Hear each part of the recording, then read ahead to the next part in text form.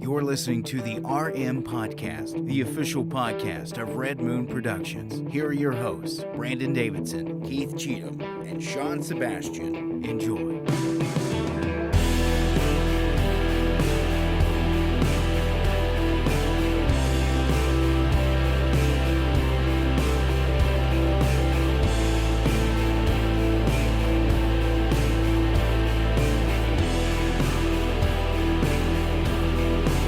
Welcome to another episode of the Red Moon Podcast. I am one of your hosts, Brandon Davidson, alongside our normal new host, Sean Sebastian, and Keith Cheatham. Yes, that's right, guys. On a different night again this week. I know. Yeah. Can you believe it? Here we are on here. Tuesday night again.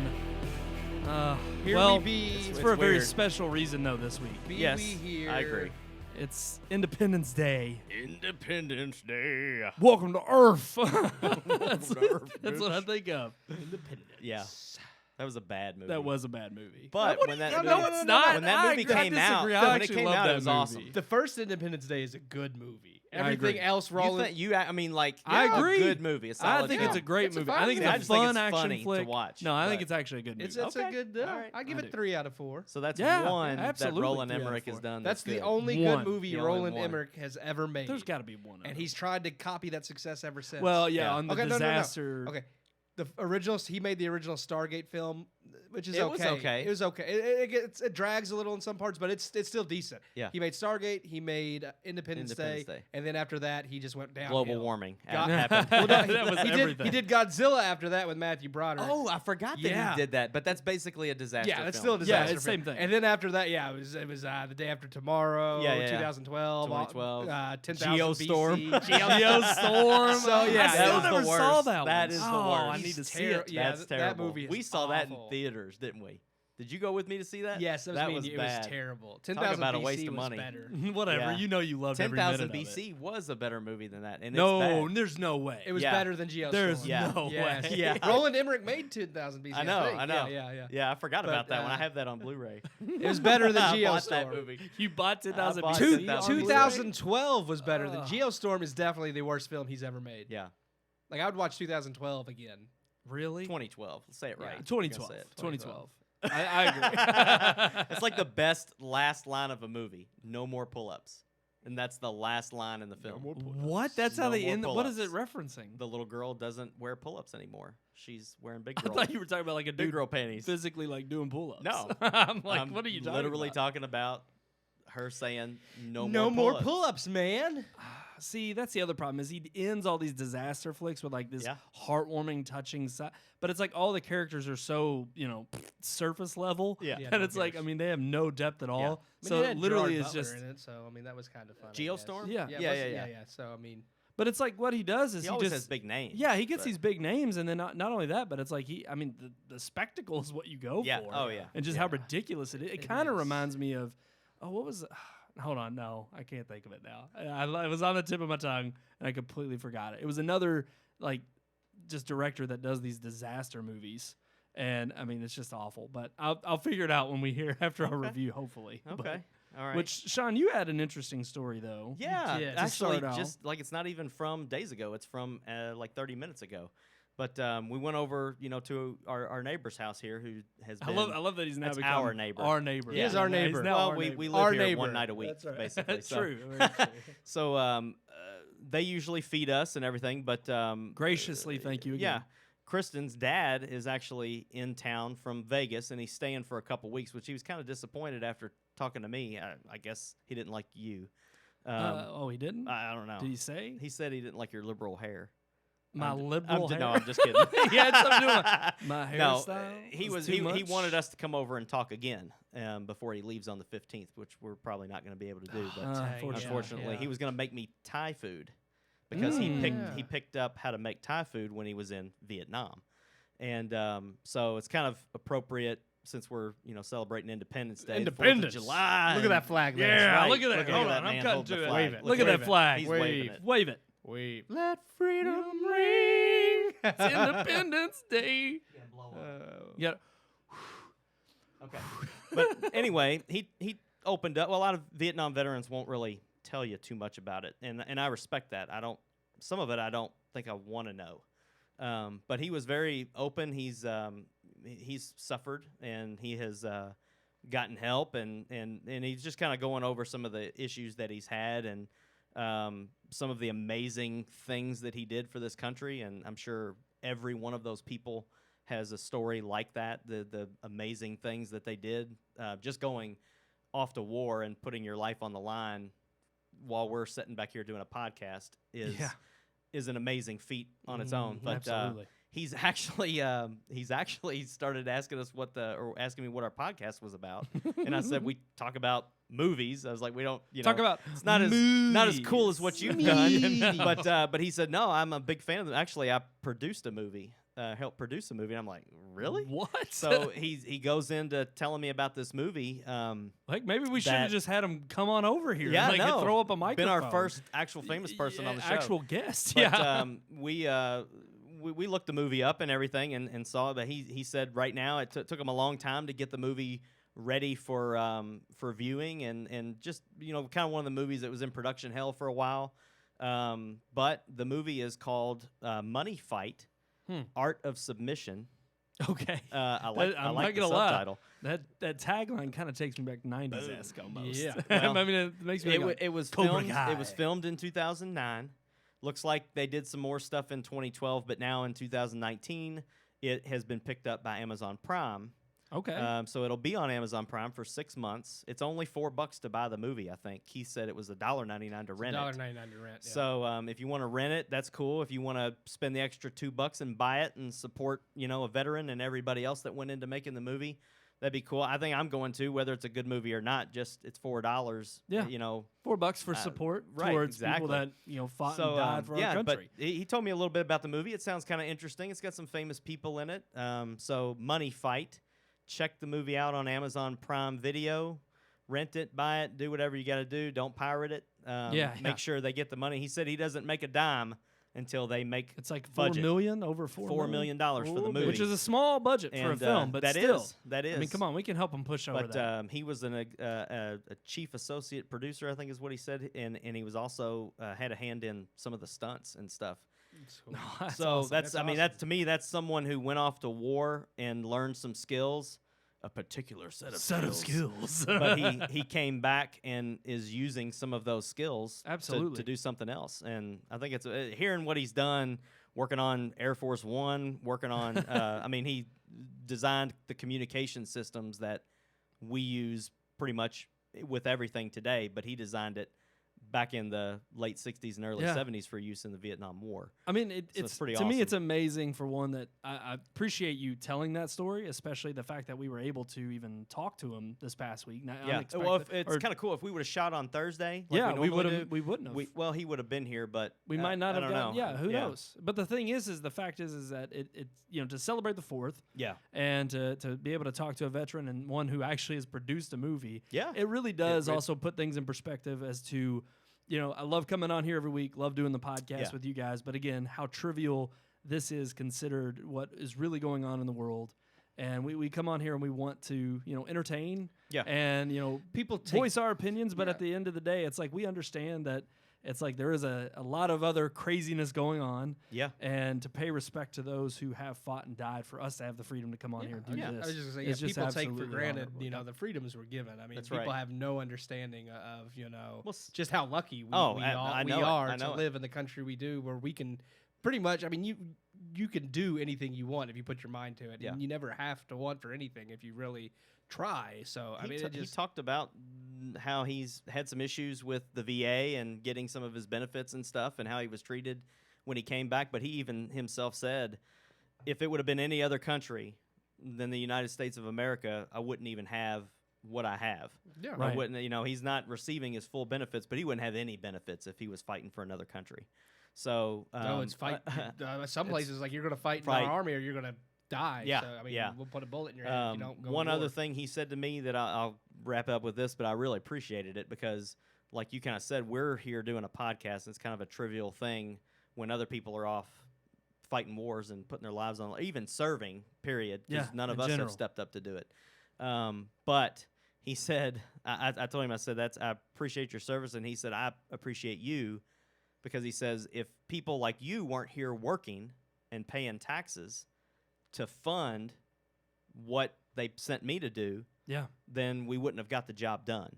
And because, I mean, he talked about he was in, helped write the battle plan for Desert Storm. So he was, I mean, to the communications side of it and everything. But, I mean, he said, you know, we're all working together. So, and I've heard from other veterans, I've heard them talk about their own stories, talk about their own amazing things that they've done and what they've been through. And I don't really think I've ever heard a veteran tell me, thanks for doing your part as an American citizen. Yeah. Or as a civilian, because without you, we couldn't go do what we were tasked to do. And also ultimately what they are fighting for. Exactly. And so for them to have that purpose and that cause to want to fight for not only just their freedom, but all of our freedoms. Right. And we thank them for that as much as they want to that. willingly go and serve and allow us to have those freedoms. So again, thank you to the veterans. And unfortunately, I have to switch topics to a movie review. Yeah, which is not. I did not get to see the movie. You didn't? I actually planned on going and seeing it late last night. It's okay, bud. And it's okay. It's really, honestly, you're not missing out. It's okay. And you'll hear in our review. Yeah, but real quick, Zack Snyder was the director I was thinking about. Talk about a guy who's had just a string of flops, who's all about spectacle, no substance. He was the other one. Not disaster movies, but his movies were disasters. Yeah, they're all exactly. They're all like big not all of them. Everything except 300. Yeah, I love 300. 300 is a good movie. That was, but here's the thing. 300 was fantastic, not only for what it. I mean, it was amazing in spectacle, and the story was good, but it was part of the spectacle that was still never before seen. Yeah, that kind of gave it that. It was good for what wonder. It never tried to be anything more than what it was. Right. Unlike so many of his other movies where he tried to branch out. It's like, no, man. I mean, 300 was perfect. No, for you. man. Yeah, no, man. No, man. No. No, Zack Snyder. No, you're a bad director. Yeah. So speaking of bad direction, bad movies. Yeah. Yeah. Should we just get into it? Yeah, go ahead. Here's our movie review of Child's Play.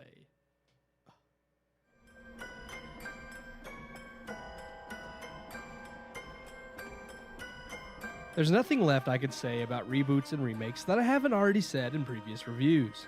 They are typically easy cash grabs and will continue being made throughout film history.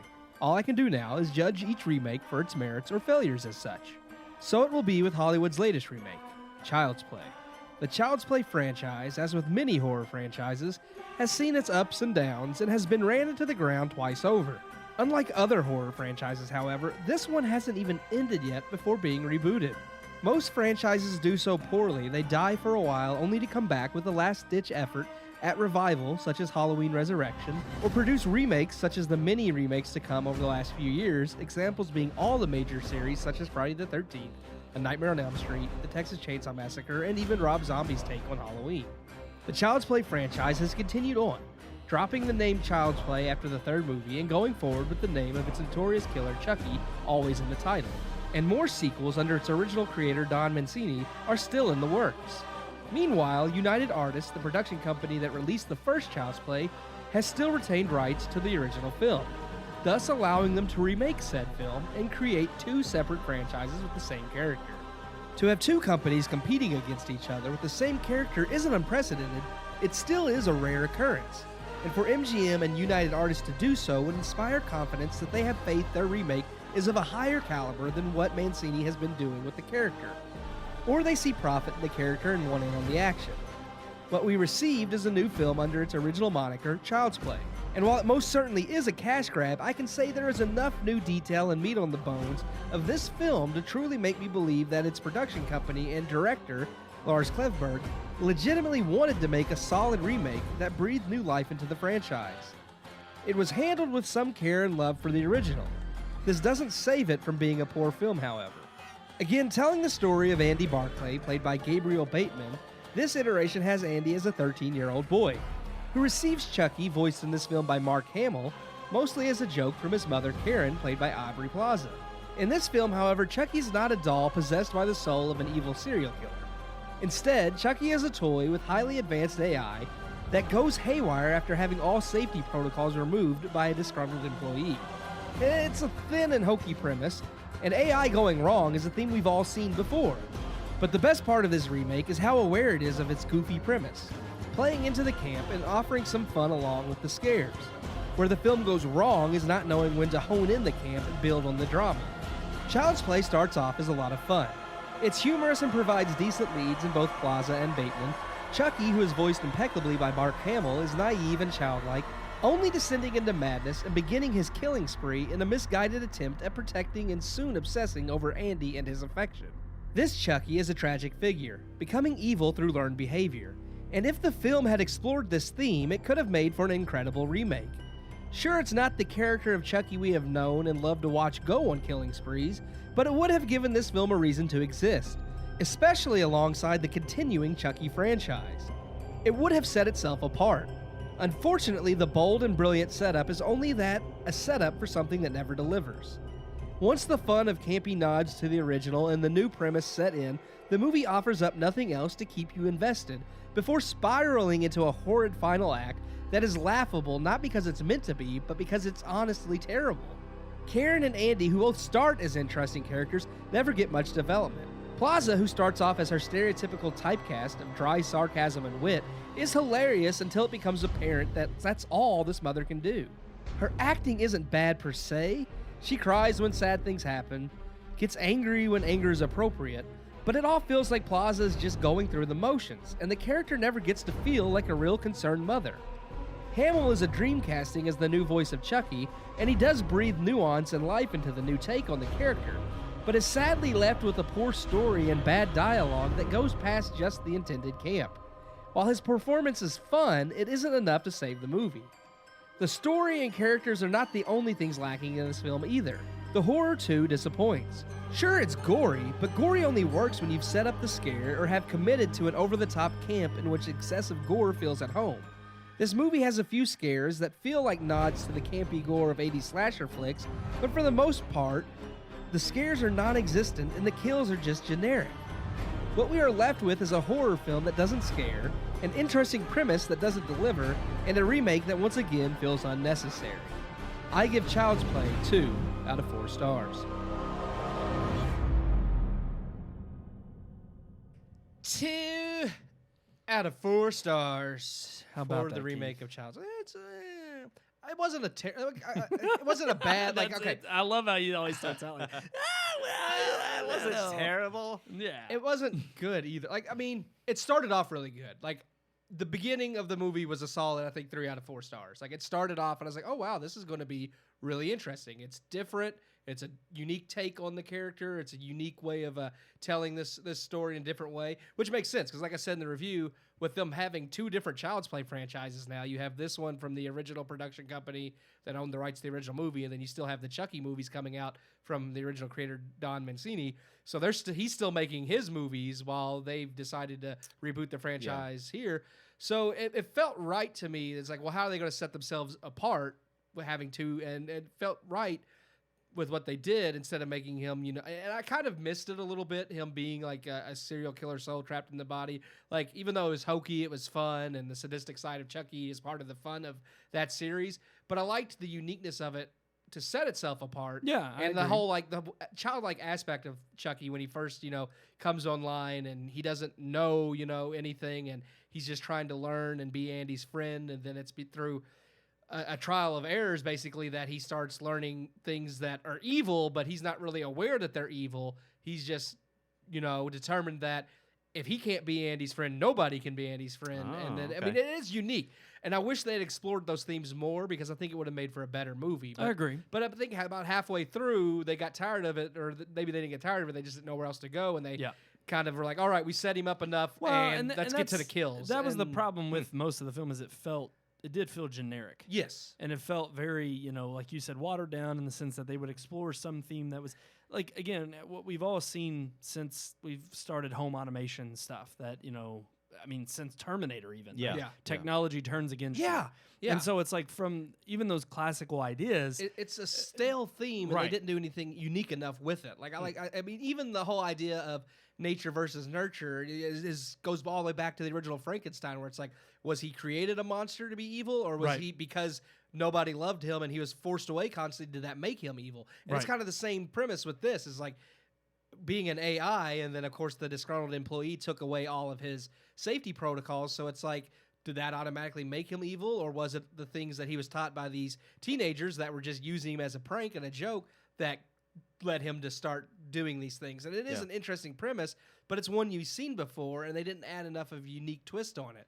And the story aside, you know, I mean, even the rest of the movie was just all across the board kind of stale. It started off great. I thought Aubrey Plaza, you know, at the beginning was hilarious, but then that was her shtick throughout the whole movie, was that dry, sarcastic wit that she has in everything she's in. Yeah. And it never went any deeper than that. It's like, you're supposed to be a mother, so at some point I want to see you, you know, worried about your child. Right. And like, she went through the motions, but she never actually felt concerned and they with what was tried going to play on. the stereotypical, like, oh, well, she's kind of a deadbeat mom. I mean, they didn't go that route fully because they still wanted you to care about her, but it was like, well, obviously this mother who's just gone down the wrong path, chosen the wrong guys, ended up with the wrong people. It was all just too stereotypical. Right, but that was the thing, is they didn't give her any more depth to make me really care about her. And so ultimately, I don't know, I was the only character I cared about throughout the film that you saw most of the development with, which makes sense, was the kid. Yeah, Andy. But even Andy himself was still very, you know, he was limited, I felt like, in his acting ability, which is often, that's a hard thing to muster whenever you're, you know, a young child actor. But still, I mean, he's not too young.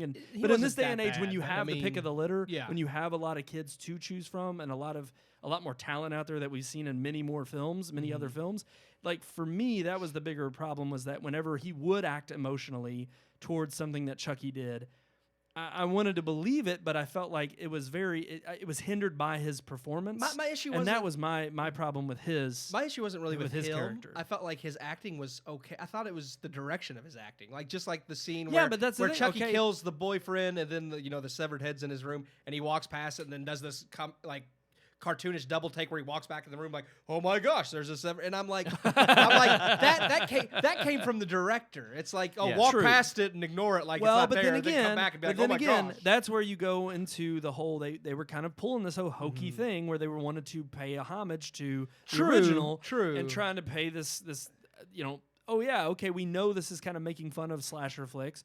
But at the same time, it's like, you got to go one way or the other. When you're stuck in the middle, Scream's already done that. I just want to see a new slasher flick.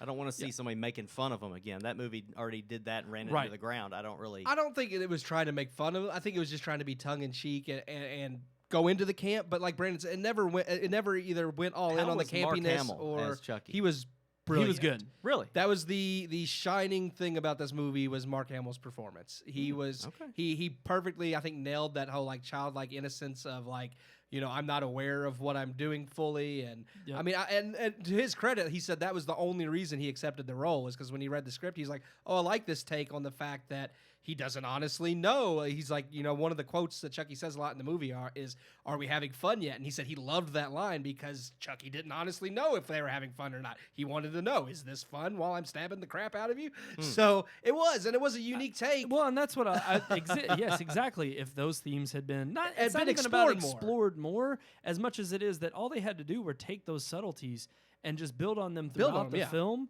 such that throughout the course of the film, as you see Chucky starting to learn and become a little bit more, it wasn't even about him becoming more self-aware as much as it was him thinking he was doing right by, you know, his design. Yeah. And so they could have played with that theme and just subtly added a little bit more towards that character and towards that build-up to the end.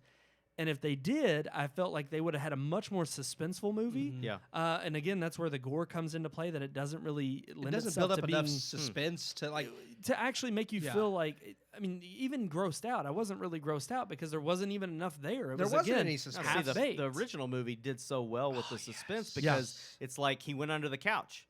And it's like, you didn't know where he was. You go look under the couch, and then he's not there, and it's like, well, where the hell is he? Yeah. And it's, that was the suspense. Like, in the original movie, you don't even see the doll very often. Which, you see from his perspective. Which was smart, too, because in the 80s... It looked terrible. It would look terrible. But the thing is it even looked bad in this one. But that made it creepier, though, that you're seeing through his eyes more than you're actually seeing the doll hanging off somebody's neck or whatever. That's one of the things that scared me the crap out of me about the original film was like seeing that low perspective shot, like from knee high, running through the hallway and everything. You're like, man, that little thing's quick. Yeah, you see it, and when it actually shows the doll, it's real slow and kind of clunky because it's just a doll. And they didn't have CGI back then or good animatronics or anything like that. But again, what I love about that is you had to resort to practicality. Yeah. And it was like you had to think of a practical way to not only make this work for people to believe it, but then it was also a creative and artistic way to think, how can we tell this story in such a way that it is unique, that people, will see that terrifying, not only the lower camera angle, but how fast it's going to give you that idea of, oh crap, I'm being chased by something. Well, they actually had, kind of like with Lord of the Rings with the stunt double, they had like a midget that had like a Chucky, and for the shots of him quickly running past or stuff like that, where you don't really see you just see a body run past real quick, they would use that actor in like kind of the mask to do those things like a stunt double would. And it was like a little bit, little person, and it was kid or something. And that was brilliant. With this, they used an animatronic, but he looked so, it wasn't very good at times, and there was no suspense build up to the gore. And I mean, honestly, no matter what they did, as good as it could have been in the beginning, by the time they got to the end with the supermarket where they have like a whole army of all the dolls, that was when it just went way overboard. It was terrible. Well, and even that's a copy of Child's Play 2, because in the end of Child's Play 2, he's in the toy factory. The toy factory where there's a wall of Chuckies. Yeah, but they don't all, no, they don't all come to life. But you don't know which one's him. And it's just like he was one of them. That was part of the suspense. That's building. part of the awesome suspense they did. And with this, the problem had been that the whole like, Chucky could control all your devices through Bluetooth, because the same company that made Chucky makes TVs Alexa. and phones and basically exactly. which was fine. That was fine. But my problem was, why a doll? Yeah. Nobody, I'm not going to go buy a doll to control my TV, to control my thermostat. Right. Yeah. I'm like, Chucky, turn the thermostat to 70 degrees. I'm not. Now, here's the thing, though. They could have easily turning stuff to 70 degrees. It is very hot. I'm going to be honest with you. I'm taking my pants off. Oh my gosh. Whoa, Keith. Well, I'm cutting away to you. I'm cutting away. What are you doing? What are you doing? Stop. Oh my! I got to cut back to him. What's going on? Oh, you're doing it too, guys. Oh yeah. Okay. I know it's hot, but You dropped your phone here. Oh my! Whoa! Is that all he dropped? That's all he dropped. This does feel better. I'll be honest. It's just hot. Yeah. Well, all right. I gotta keep the moon shirt on for the show. Yeah, but this does not offer off a nice little. What about you? Are you gonna take yours off too? A little bit of a confession. I've had mine off for the entirety of the. Oh my god. Yeah. Well, and there's that's kind of your thing, isn't it? It's not even. I don't even have boxers on. Yeah. Don't look under. I'm not gonna look under anymore. Well, don't do that. I didn't see anything when I looked under him controlling all these devices, I thought was just. It's fine for today's day and age to make that commentary, but all they had to do was literally have a scene where they just explained, like, these devices are already made, and it's like, and also Chucky interacts with the devices you already have, because then they could at least say that there's a way for your kids to interact with things that are not the thermostat. Yeah, but I don't want my kid controlling my TV or my thermostat. But then that's where they can throw in the whole, and it has parental activity or parental guides and blah blah settings, and so that way you have this explanation of you have a doll that interacts with already your integrated home. And there are parental settings that you can use to restrict how the kids interact with those devices. Yeah. All you needed to do is that simple explanation, and then it would have not been a weird. But I agree, the way it was phrased in the film and the way it was put was like, it's a little why would you have a doll? I get control it. It's supposed to be kind of a social commentary on how dependent we are on technology. I get that, but again, it's been done before. We've done that and better at it. They didn't really build on those themes, and it felt like the only reason they had that in there was so at the end of the movie they could have him control everything in the damn store, so that he could use it to attack people. It's like, let's bring all the dolls to life because I can control everything. It's like, I get it, and and even that could have been scary, but it wasn't scary. So it's like, was this movie a reboot or a remake? Reboot. Or both? Well, it was a remake. Technically, it can't really be a reboot. They're remaking the first Child's Play because the other series true. is still going on. But are they on. gonna? Do you think this is gonna be? They sequels? said if this was successful, they would make sequels, which they are allowed to do because they're making a sequel off of this. I was gonna say it's gonna be successful. Don Mancini is ticked to high head. Like he's really because he said they even offered him to be an executive producer, but he's like, it just felt like a slap in the face because we're still doing our thing, and even though they're not theatrical anymore, like they're still making tons of money. Yeah, there's a fan base. There's a huge fan base still for the movies that have been released on Netflix, and he's like, it kind of made me mad because they know I'm still doing it, but they went ahead and reboot. And it's like, well, they have the rights to do it. What can you say, man? I mean, I agree, but ultimately, I think that it's going to be successful. It already has been successful at the box office in terms of making another one. It does actually have a positive score on Rotten Tomatoes. Barely, though. Yeah, barely. It's 61%. You have to have a 60 or above, so they only barely made it. They're barely making it, but I will say it's got a 59 among it's audience okay. members. Well, and I would be on the fence with not on the fence. I'd be on their side of the fence, honestly, because I agree. I think it's about a 2 out of 4 star film. It's worth checking out, but wait for it to come out in Redbox or something and rent it, or find other means. Yeah.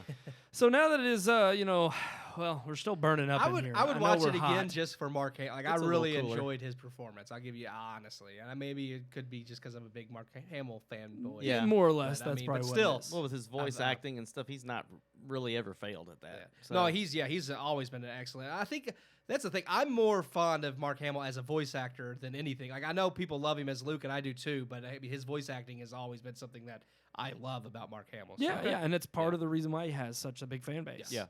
Oh my goodness, are we ready to move on our headlines, guys? Yeah. Yes. Let's do it. There was something else that was disappointing at the box office. Uh-oh. Okay? Can you believe it? Avengers Endgame. Yeah. Was disappointing. Yeah, because it didn't beat. Well, here's the thing. That's why it was disappointing. I mean, I guess it still could, but it's not looking likely. No. And well, here's the thing. I've heard a lot of kind of reviews pop up on the internet that, it's not an official review of the movie, of course, but as far as the re-release review. Yeah. Oh, yeah. And they're saying that based on the content they promoted, and they already, I will say, they had a disclaimer saying it's not anything in particular, it's just for the nothing fans. Profound. Yeah. But even for fans, it was kind of disappointing what they added in terms of like a small little scene with the Hulk running into a burning building, saving kids. The Russo brothers did not do really an on-screen introduction. There was only one Russo brother, and it was more of a, hey, thanks for all the support. Here's the film again. Wow. And then even the after credits scene, kind of in honor of Stan Lee, which was the best part of what most fans did want to see. But even that was still very exactly. Thank you, Stan. We love you, 3000. That was it. Right. That's it. That's like we've already seen that on Twitter. Right. Yeah. And so while I will say we were even on here pushing for people to go see Endgame again to push it over that limit. I wanted to go over that. And I wanted to, but it's still about 37 million away. The problem is how much, I want to go see it again, but it's hard because there's so many, Spider-Man is now out. I'm not going to skip it to go see, I'm not going to skip Spider-Man to go see Avengers again. Yeah. Right. And it's very hard because there's so many big releases still coming. Yeah. And it's like, I would love to go see Endgame again, but the time and money is hard to come by. I think that's the hard part too about this is that it's like we were not only promoting it for that purpose to get everybody amped up and hyped for Far From Home, but the other problem too is it's like we fall into that odd, in between where it's like it's not really worth going and seeing again though, and because there are other movies that are much more prevalent that are worth seeing at the time, it's kind of like, okay, while we do want this feat to be accomplished, unfortunately, it's not even making a weekly enough amount that it'll have to be like in theaters for probably another 3 months. For it to steadily make that amount of money, and even just 40 million is not a lot. I wish, but Disney there's just so much coming out. I wish they would have waited a little while. Yeah, like wait till January or something fall, next even year, the or fall. Yeah, right before they get their big boost from Star Wars. Yes, go ahead and put it back out in theaters for a limited release or whatever. And I think it's still too close to the time that fans have just got out of the theater seeing it. And the hype is, I'm not saying the hype is gone, but it's only been, Endgame was in theaters a couple months ago. It wasn't even out of theaters before the re-release. Yeah, so I'm it's just still like, in there. That's just crazy to me, all to try to beat Avatar with not enough content to put it over the edge. Beat Avatar I don't think and that's then why promote they're trying. Far From Home. Again. And one of the articles I read said they could have done it as a double feature with Far From Home. Yes. And that would have been doing back-to-back because Far From Home picks up after that would have been Endgame. Smart, yeah, because I've read it picks up right after Endgame. You would help boost Endgame sales because people are going to want to see Spider-Man. So it's like, well, you could watch both Endgame and Far From Home. And plus, the re-release technically happened this past weekend. Far From Home came out Tuesday, so you only had Friday, Saturday, Sunday, Monday before Far From Home. So it's like it's not really a setup for Far From Home in that manner. I'll even say we mistakenly kind of hyped it on here as being something that was leading up to Far From Home, and I didn't realize how early Far From Home came out in the week. And I'm like, you're not even giving people a full week to go see this before Spider-Man. I wanted to go see the re-release if it had the content. Like, if it was something that I haven't seen before, I've already seen Endgame 3 times. I've given them a lot of my money.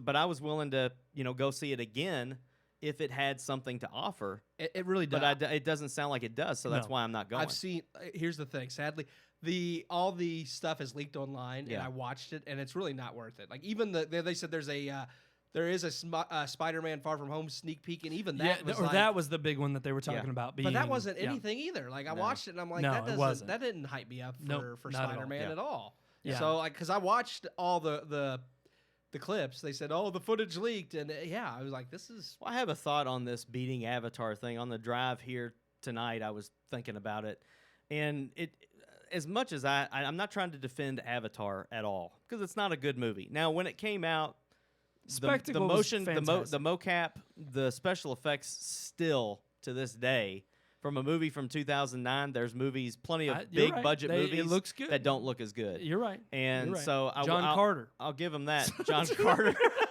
I like that movie, actually. But I just saw it on Netflix, and I was like, it's a random movie. No, it's not terrible. It's okay. But I was thinking about it this way, though. You've got to give Avatar credit.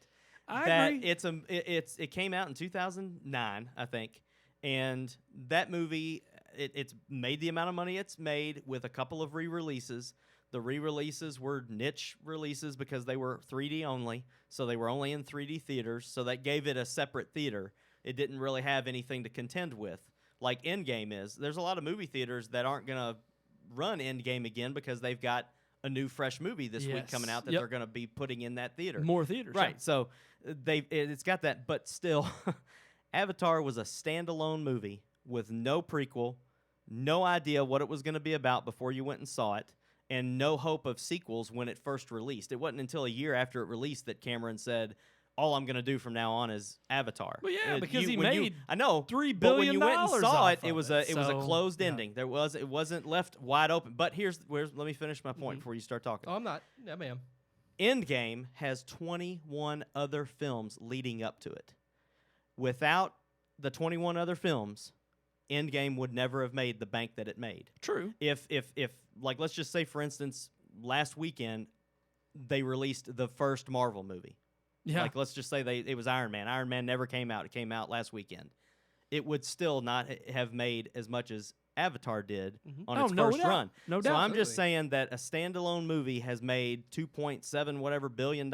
Yeah. And it took all of the marketing from 21 other movies to get fans to see Endgame and make it that much. It is a hell of a feat. So it's a hell of a feat, but here's the thing. Avatar's marketing was brilliant. It really did push that because everybody was spectacle. Everybody wanted to see. He pushed the technicality, though. Yeah. I remember watching interviews on Entertainment Tonight with James Cameron. He's talking about having multiple 4K Panasonic cameras for the first time ever, shooting in 3D like never before. And I'll give him that. It's the best 3D I've ever seen in a theater. Yeah. Still.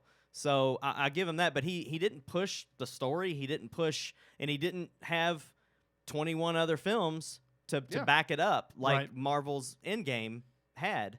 And I'm just saying, like, for it to be its own film, to make that much money, that's a big deal. I will give it the. To me, if it proves anything, it just proves just how hard that top spot is to no doubt to claim. And for me, it is a matter of I give Avatar all that credit. I mean, it's held that top spot for this long, and it looks to continue to hold that top spot. Yeah. For me, though, it is precisely because of that reason of it being the 21 films leading up to Endgame that makes it more impactful for me and makes me want to see it achieve that top spot. I agree. And that's I want to see it right. succeed. And for me, that's the disappointment here. Is not that Avatar doesn't deserve it because it obviously made that amount of money. Yeah. Excuse me. Sorry. It's too hot in here. Yeah. something got caught in my throat. Up because Endgame's in fact, not going to somebody else take over. I got a cough.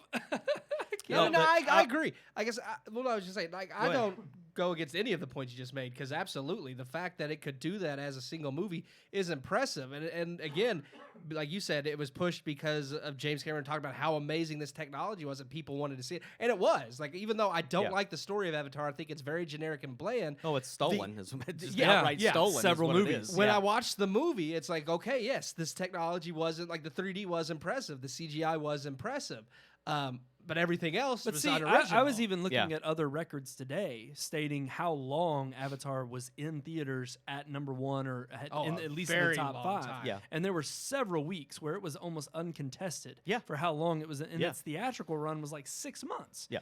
And while other people would say, well, it must have been that good. And I'm like, that or it was, and we brought this argument up before, it just didn't have that much competition. Right. And, and ultimately, at the end of the day, I'm not trying to knock Avatar for the achievement it's made. It obviously has rightfully earned it. But, you can't beat facts, you can't beat numbers. However, I still think because of the time that it was released and because of that marketing, because of how exclusive it was in terms of what it provided or offered, it still had the great buzz, the word of mouth that gave it that top spot. It did not make domestically what Endgame has made. No. It only made it in China and overseas. That's where it made its bank. Avatar was bigger. Avatar was huge in China in Endgame, and I think it's partly because the Avengers... I'm not going to say it's an American thing. It is. But it is kind of, the leader is Captain America. Yeah. All the Avengers live in America. Their headquarters is in America. The comics were created and most of it, America. it was created in America. Superheroes were created in America. Right. So I'm just like, that's kind of a thing that you see, like DC, even Batman v Superman and all that crap. They didn't do good overseas either. So it's one of them things where Avatar is more in line with what's universal is entertaining in terms to them. It's kind of universal in its themes, and it's to me the spirituality part of it was kind of the big thing that I think drew overseas crowds, whereas here in America it was kind of the spectacle. And again, that goes back to great marketing. Well, there is one movie that comes out this year that I believe will topple Avatar. And I believe that it's going to be The Rise of Skywalker. The reason I believe that, I don't know. Well, let me tell you why. Star Wars is a franchise that has been around for 40 years. So when you go to see Endgame, there's people our age. There's maybe a couple of grandpas that are taking their middle school kid to see the movie. But Iron Man came out in what, 12? 11? No, it was before that. Well before that. It was 08. 08. 08, okay. So they say that it's 21 films over 11 years or something like that. So you don't have a very wide range of age demographic of people that are going to see those films. I believe those films range between 13 and probably 40 years old, the main bulk of people that go to see them. Right. Star Wars, you're going to have 78-year-old men and women going to see Star Wars. The problem with Star Wars is it also doesn't have a huge overseas. Like China has I know nothing to do with overseas. Star Wars. That may be. I know because I was going to say it's still holding the Force Awakens did pretty darn good. Well, here, but the thing, and that's the thing, Force Awakens is actually still number one here domestically. It was over 900 million, right? And even in Endgame still hasn't surpassed it. 85 or something like that. Almost. It was close to a billion. It was close to a billion just here alone. But the problem with that is that if Force Awakens, which was bringing Star Wars back after the new trilogy, which everybody dissed and hated. I know. And it was J.J. Abrams. We touted on here that we thought Force Awakens was easily going to be a contender for that top spot and take it. Yeah. And it did. give it a run for its money. Yes, but unfortunately, it's performed worse than Endgame overseas. But I believe Star Wars is a saga that's coming to a close, and the age group of people that are going to see that and going to be excited about seeing how they wrap that up. I think it's also going to depend on how good this movie is. Well, no, not only that, but I think sadly the reason why I don't think it will is because of the 2 previous films. And I think 7 and 8, for one, you have to have seen them. 8 had such a bad rap in terms of its overall run. Yes. And I think you're going to have people who are disappointed overall so much that it's like there are some who probably are already writing this off saying, well, okay, yeah, I may go check it out or I may get it after it hits out of theaters. Yeah. But I don't think it's going to have the run that Force Awakens had. Okay. I think it will be better than the second or number 8, the second in this trilogy. No, in terms of how much it makes. Yeah. But I don't think it will beat Force Awakens. Oh, I don't. I definitely do. Do you think so? Yeah. All right, good. We'll have to see. We'll see in December when that time comes. Yeah, interesting. Man, all right, good topic of discussion, but definitely not worth going to see Endgame. Probably again for another time. Well, hell, it comes out on 4K Blu-ray. Yeah, Blu-ray in a soon. week or two. Right, yeah. exactly. It's like in the middle of July that it comes out. Right. It releases digitally in the middle of July, and then I think like the first week of August, the Blu-ray drops. Really? Yeah. Oh, okay. I already pre-ordered. I thought it told me July. Yeah. Well, but the end for Endgame, in terms of theatrical, until they re-release it again. Yeah. And then maybe re-release it with 10 or 15 minutes of footage, and I'll pay to go see it. And hell, just re-release it 6 months from now. What they need to do. And that'll help it right there. Yeah, absolutely. Exactly. So let's move on. Are we ready to move on to our unique weekly segment? Well, yeah. Oh my gosh, let's move on to it.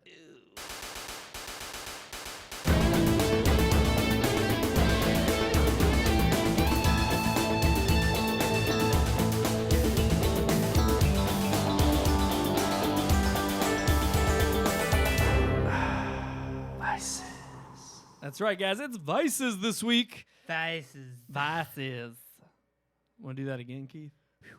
I already did it. I know it's Sean's like, I'm about to have a stroke. We got to get out of this room. I think I might. I'm watching the sweat drip down Keith's forehead right now. It is. It's like bad. it's rolling down. We're going to get out of here soon, guys. My ear is busted. I can't help it. I got some air conditioning. That's all right. All right. It's outside is where it is. Well, it doesn't really have a tie-in, so I can't do a nice segue there from that conversation. That's okay. But the question of this week's Vices is, how often do you doubt versus trust? Ooh, well. Do you doubt more or trust more? Trust who? I'm opening it up to the discussion. That's the thing. Yeah. What do you find yourself doing? I mean, I doubt a lot. Yeah. But that's not because, like, I don't know. It's not like there's no trust. It's odd. I mean, yes, if I say I doubt a lot, but then if I stop and realize, okay, if I trust in God, then I'm good. But but that's one aspect of that. Now, as far as trusting other people, let me follow that up real quick. So you say doubt and then trusting God, but it's like, so would you say that your doubt though is already a lack in that trust? I've actually had a pastor. I've heard a pastor say that, preach that from the pulpit. That, really? That when you worry and when you doubt to the point of where all of that takes precedent over turning to your Heavenly Father, then you are showing or you're displaying a lack of faith in Him. I call that being human. True. Yeah. No, I agree. Here's the thing. Jesus had a moment of doubt in the Garden of Gethsemane when He said, "Take this cup from me." He didn't want to die. I mean, there was a moment where it was. What is that, really doubt? Well, what is that? It's a phone. Oh, sorry. I would consider it a moment of doubt. I mean, you're sweating blood. It says he was sweating to the point of bleeding. Sweating. No, I'm not. We're about to start sweating blood here in a minute. But he was so worried and stressed that he was sweating blood. So that to me, that was worry and stress and doubt all go hand in hand.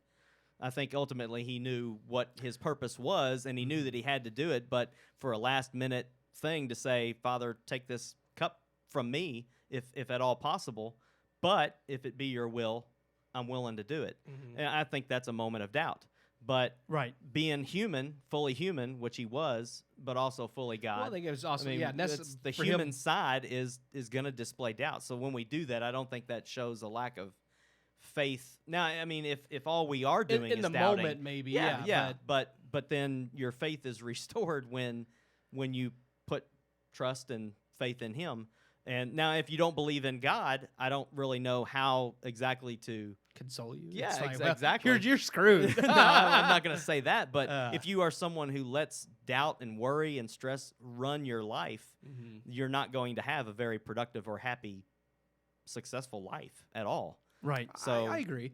I'd say, yeah, it's easy to say. I mean, in the moment, yeah, maybe it's a lapse in faith. But I think everybody has. I mean, and I think everybody at some point has stopped to say, well, you know, I mean, I think everybody has doubted at some point. Oh, but but the thing is, it's when you come back to it and realize that. And I think that kind of reaffirms your faith when you're like, no, yeah, I may have doubted in the moment, but when I think about it, like, I mean, and that happens. I will admit that I have had doubts before, but then when I look at everything that's happened in my life and all the things that God has done for me, it's like, and even looking outside at things and the way the world works, I'm like, how can there not be a God? So it is, I do think, you know, I'm definitely firm in my faith, but I think doubting happens. Yes. And I don't think that means, you know. Well, again, I think it goes back to your point about being human. And I think it's very easy to just get caught up in anything going on. And it's like, the hard part is it's overcoming those doubts in the moment, but it's also trying to figure out a way to move forward so that you don't doubt, I guess, moving on with your life. Yeah. It's like, regardless of whatever the circumstance may be, it's about saying, why did I doubt in that moment? And what was it about that fear of what I was facing that gave me those doubts? But I think it also helps you grow stronger in your relationship with God, too. It's no, like, absolutely. Why did I doubt there? And then you can learn. And I mean, it's still always going to happen. Right. But it's a cyclical thing. Yeah. Go ahead. I was just going to say it's cyclical in the sense that it's like you would hope with each occasion. I mean, it's like any relationship you have, especially with a human. It's like the more that you grow with that person and the more that you learn to trust them, then the more that you're going to not doubt in the future. And it's like anytime that depth, that level is reached, then of course you grow that level of trust over time. And then it learns, you kind of learn at that point that you don't have to have the doubts that you may have, that you know, through the process of growing that relationship. It's the same with God. It's like the more you have that relationship with God and you grow it and you're intentional about it, then the more you'll have that faith to take that leap, as opposed to be fearful enough to say, oh, no, I don't think this is right. Or what are you leading me into? And questioning that very essence of what it is you're facing. Yeah. Through my own experience, I've always found that when I doubt, I'm always given that aha, or I told you so moment. It's like God gives me that moment where I wonder why, you know, I think about Thomas in the Bible and stuff, and I'm just like, here's a guy that saw Jesus after he died. He knew he was dead. Then he sees him, and he's still like, show me the wounds on your hand, or, you know, let me put my finger in your guts, basically. And Jesus lets him do that and says, here, come over here and touch it. It's real. I mean, Jesus even ate food and drank stuff in front of him just to prove that he wasn't a apparition or whatever. You know, that ghosts can't eat or drink. So he said, I'm going to eat or drink right in front of you and prove. And it's like one of those, I have those Thomas moments where it's like God gives me what I need. Yes. It's not putting my finger in his side or touching the scars on his hands, but he gives me what I need to make me question my own doubt. Like, why did you doubt me? And then I learn from that, but as a human, I go right back and I doubt in a completely different circumstance all over again. But I think your question also, though, was how often do you do that? So how, I mean, what is it the whole point? What is it that leads you to doubt more often than not? Exactly. So and that is kind of the point. It could be, relationships with people. It could be your career. It's like anytime your anxiety with whatever it is you're facing, it is that often clamor of the world is caving in around me and I'm not going to be able to make it out. Yeah. And it is that kind of fear of I'm not going to make it to the next day. Yeah. And it is that puts you in. And so to me, it's that constant test in your own personal life that you're faced with on a day-to-day basis of, am I going to make it through this? And if you have that faith of saying, yes, absolutely, no questions asked, you know, and some days are better than others. Yeah. I mean, some days I have that attitude of, I'll be fine. And then there's other days where it's like you do feel down in the dumps and you have those doubts. Yeah. And it's only when I think you do reconvene with God and you come to know, okay, no, he's got my back, and no matter what happens, I'll be okay. Yeah. I know where my future lies, but one of the hardest things or the biggest things that I find myself doubting and worrying about today is just the world my kids are going to grow up in. And it's like I know that I'm secure. I know I'm pretty faithful that my children are going to be secure because of the home that they're being raised in. But I also still worry about what's going to happen to Sawyer in high school when he goes to school as a Christian, and there's all or as someone who maybe there's exactly. Which I worry about that crap because it's forced on me on television and in the news and everything else. It's not that I don't trust that God's got everything, but that is one of the things that I struggle with the absolute most. I can admit that I do worry about the future of my children and what's in store for them, because I kind of see, like, I thought things were stupid when I was growing up, but now I look around and I'm just like, everything has gone to just hell. Well, and it's funny because sometimes that's where I find the hope, is I look back and I'm like, I think about my parents might have been worried. Yeah. And I think of the stuff they were facing that we were growing up with, and they were like, oh no, the world that they're growing up in. Yeah. And then it's like, but it's because of their love, their guidance. It's cyclical. It is. Good word. Right? Yeah. And so it does. It helps me have that faith to say, okay, because, I'm in that same boat, right. where I'm learning. We'll navigate that when we get to it, is kind of what I'm being told. Like, that's what I feel like I'm being told, is we'll navigate that. We'll chart that path when we get to it. But right now, we're just trying to get through this path. I take the opposite approach. People are like, aren't you worried about global warming? Nope, I'll be dead before. I'll be dead before then. Let the rest of the world burn. Well, I definitely don't worry about global warming at all. Maybe it's taking place in this room, though. It's a little hot. So sorry, guys. It is hot. An inconvenient truth ozone layer. Inconvenient truth in my underwear right now. Wait, have y'all really stayed in your underwear? Yeah. Oh, yeah. Way better. It is better, actually. Yeah, we've actually had people commenting that it's a real show now. If I could have an ice pack or something, it'd be even greater. Whoa. Yeah. Well, no, that'll actually keep the swelling down, I guess. Oh, God. Why is there swelling? No, I don't know. You tell me. That's what I saw when I looked under that table. That was a good weekly segment, though. I like that question. Yeah. It is good. I agree. It's a good one. Yeah. All right. So, here's the thing. Before we move on to our final segment. What is our final segment? That is our final segment. Is it what? No, it's not. The unique weekly segment. Do we have an email this week? We have an email, guys. Oh my Can you believe it? Where'd that fall from? First off, I have to say, if you need to, email us there in the corner. It's not in the synopsis, and we don't have access to the emails hardly ever. I know. So I did it again. I did it again. Approved. Yeah. I have not. Our overlord has not approved our email. We had no clue. I haven't approved it. So You're just as bad as Hitler. You're just a big bad Hitler. This is just a concentration camp in this place. Gosh. Sorry, I couldn't help it. No. I mean, everybody throws that word around now. Well, you're just a big bad Hitler. Yeah. Everybody's Hitler today. You're a Nazi. That's the one that frustrates me. Yeah. All right. No. The email was in response to our last week's unique weekly segment, which was about relationships. And it was about how often you reach out to your parents. Did your mom email you?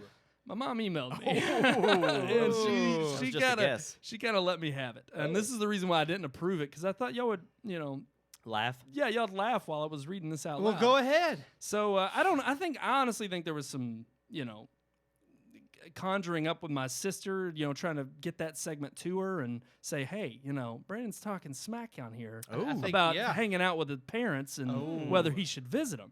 So I think my sister put the bug in my mom's ear. Or maybe my mom's just a faithful watcher. She commented several times last week. So. She did. Yeah. So my mom wrote in, and she wrote there's a list. Okay? There's a list. What did you do? What did you not do, Brandon? Okay, so she said, number 1, which old ladies would you take casseroles from, and what makes their casseroles better than this old lady's casseroles? Dang.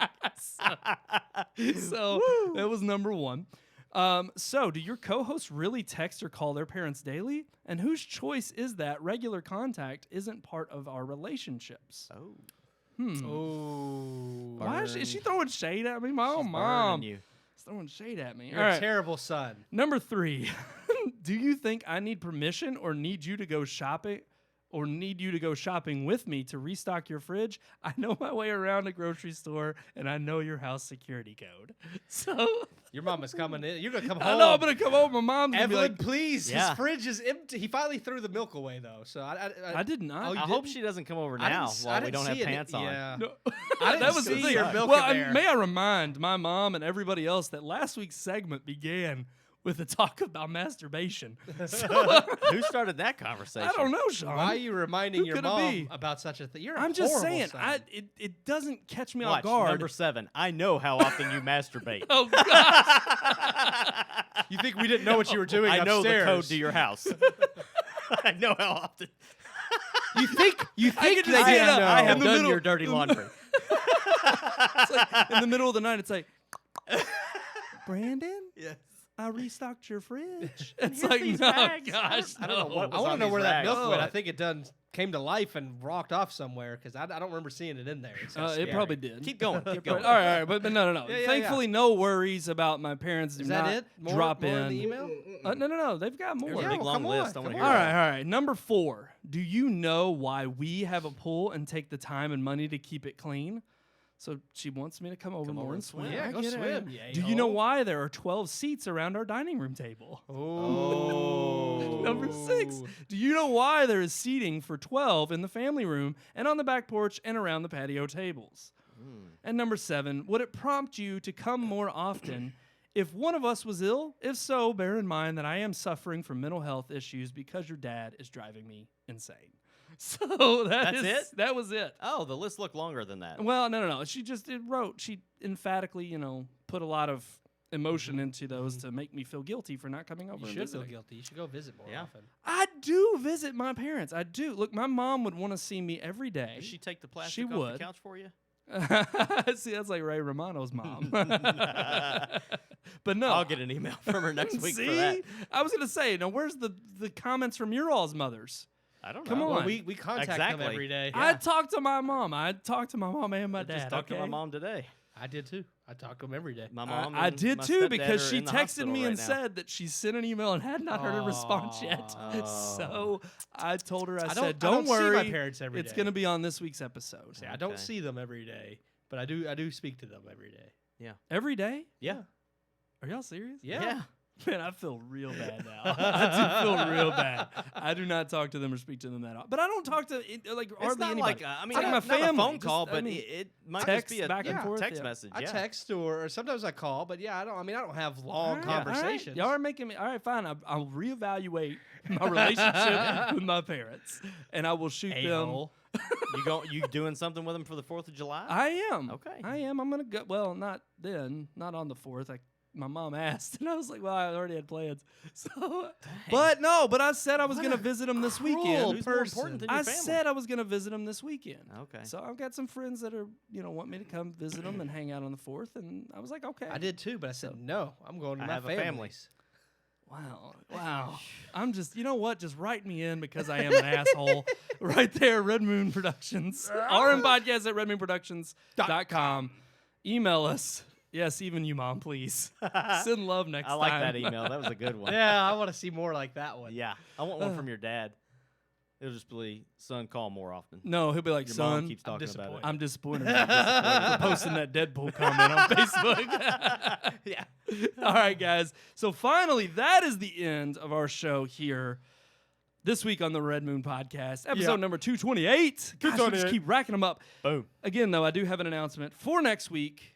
We are not on air. Oh, we are going to be in Boston, enjoying our good buddy Neil and Megan's wedding, enjoying their wedded bliss and taking part in it. And thankfully, they've given us that honor to be a part of it. Yep. Looking forward to being up there in Boston with them. And we'll be back in 2 or 3 weeks because we're going on the honeymoon with them too. Yeah. We're gonna break it in. Prima nocta. Oh. God dang. And I got really for the masturbation thing, and he just said break it in. I said prima nocta. I was keeping it clean. Break it in first. You did. You did. I hope they're not watching. I hope. What are we breaking in? That's Brandon? terrible. All right. We're done. We're done. But we might shoot something live from Boston while we're there.